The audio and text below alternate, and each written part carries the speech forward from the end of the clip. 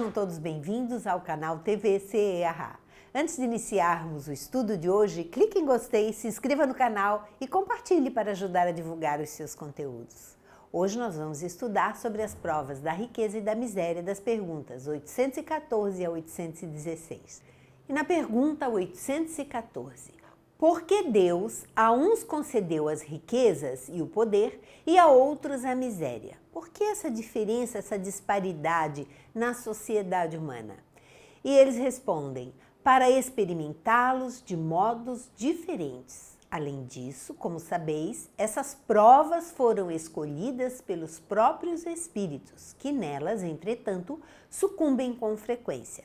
Nós sabemos que os espíritos, eles escolhem as suas provas com a ajuda dos seus mentores, a espiritualidade amiga que ajuda a organizar a sua nova existência.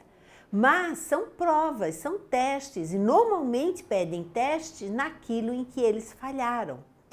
Então, todas essas situações diferentes de riqueza, de pobreza, todos nós passamos na diversidade das nossas encarnações. Porque há situações que só aprenderemos na riqueza, há situações que só aprenderemos na miséria. Há situações diferentes para serem aprendidas pelo ser humano e as várias encarnações proporcionam essas experiências e é onde nós vamos entendendo. Muitas vezes, quando temos a riqueza, quando temos o poder, não aprendemos a respeitar os nossos semelhantes. E numa próxima encarnação, nós pedimos novas situações, muitas vezes em papel inverso, que é para sentir o que aquelas pessoas passaram e assim aprender, ficar registrado em si essas experiências diferentes para eles não errarem na próxima. Assim somos todos nós, fazemos todos nós nas nossas diversas encarnações. Na pergunta 815, qual das duas provas é mais terrível para o homem? A da miséria ou a da riqueza? Qual das duas provas? E eles respondem, são no tanto uma quanto outra, qualquer uma. A miséria provoca as queixas contra a providência, a riqueza incita a todos os excessos, porque aquele que tem riqueza, aquele que tem dinheiro, é uma provação muito grande, os espíritos já nos dizem isso no Evangelho. É muito difícil passar pela prova da riqueza, porque normalmente se desenvolve o egoísmo, normalmente dá oportunidade para que desenvolvamos vícios, pela facilidade de adquirir as coisas. Então a prova da riqueza é bastante difícil de ser suportada.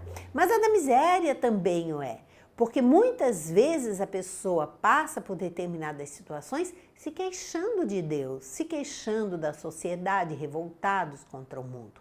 Então o ideal é que a pessoa trabalhe, se esforce, viva bem, aprenda a viver com o que tem, claro, sempre procurando, ele tem o livre-arbítrio de procurar situações melhores para ele, para a sua família, mas procurando sempre viver bem com o que tem, sem se revoltar porque não tem as coisas que um rico tem. E o rico procurar vigiar para não se fechar no seu egoísmo, para aprender a dividir, para aprender a se doar. Não é que ele vá repartir os seus bens, mas dar oportunidades, muitas vezes de emprego, como Zaqueu fazia. Zaqueu, que era tido como um mau homem, era visto como um mau homem, foi elogiado por Jesus, porque ele repartia, ele dava oportunidade de emprego para várias famílias que vinham procurá-lo em dificuldades extremas e Zaqueu cuidava dessas famílias, dava oportunidades para todos. Então, essa é uma passagem riquíssima que nós precisamos ter sempre em mente. Todas as vezes que tivermos muitos recursos, todas as vezes que tivermos a oportunidade de ter condições financeiras e de ajudar, nós não precisamos distribuir dinheiro, mas nós devemos distribuir oportunidades para as pessoas, até mesmo para aqueles que nos servem, para aqueles que nos ajudam no nosso dia a dia. Na pergunta 816, estando o rico sujeito a maiores tentações, também não dispõe, por outro lado, de mais meios de fazer o bem? Kardec quer saber em relação específica da riqueza. Se ele está sujeito a tentações, mas ele também não tem aí muito mais oportunidade de fazer o bem? E eles respondem que é justamente o que nem sempre faz. Torna-se egoísta, orgulhoso e insaciável. Porque nós não podemos esquecer que não são só as tentações materiais, são as tentações do plano espiritual. Porque os espíritos inferiores, eles nos cercam, principalmente os obsessores, aqueles que querem nos perder. Então eles ficam nos experimentando sim, ficam nos tentando sim. Se nós temos mais recursos materiais, muito mais tentados ao egoísmo, nós estaremos ao orgulho, à soberba, achando que somos melhores do que o outro por termos mais recursos materiais do que o outro. Os espíritos continuam, com a riqueza suas necessidades aumentam e ele nunca julga possuir bastante para si, então ele fica insaciável, ele acha sempre novas necessidades para si, para a sua família, para os seus e muitas vezes, com muita facilidade, esquece do seu semelhante. Kardec faz uma nota. A alta posição do homem neste mundo e a autoridade sobre os seus semelhantes são provas tão grandes e tão escorregadias como a miséria. Porque quanto mais rico e poderoso ele é, tanto mais obrigações tem que cumprir e tanto mais abundantes são os meios de que dispõe para fazer o bem e o mal. Deus experimenta o pobre pela resignação e o rico pelo emprego que dá aos seus bens e ao seu poder. A riqueza e o poder fazem nascer todas as paixões que nos prendem à matéria e nos afastam da perfeição espiritual. Por isso foi que Jesus disse: em verdade vos digo que mais fácil é passar um camelo por um fundo de agulha do que entrar um rico no reino dos céus. Então, são as paixões que são despertadas pelas facilidades materiais que são perigosas, porque essas paixões estão dentro de nós, de todos nós. E quando nós passamos pela prova da riqueza, essas paixões se exacerbam. Por isso a necessidade da educação espiritual, porque ela nos faz ter um rumo, como ter uma maneira certa de pensar, ter uma moral mais educada para sabermos como utilizar esses recursos. Na Revista Espírita, de outubro de 1861, com o título Ensinamentos e Dissertações Espíritas, Pobres e Ricos, nós vamos encontrar a seguinte passagem.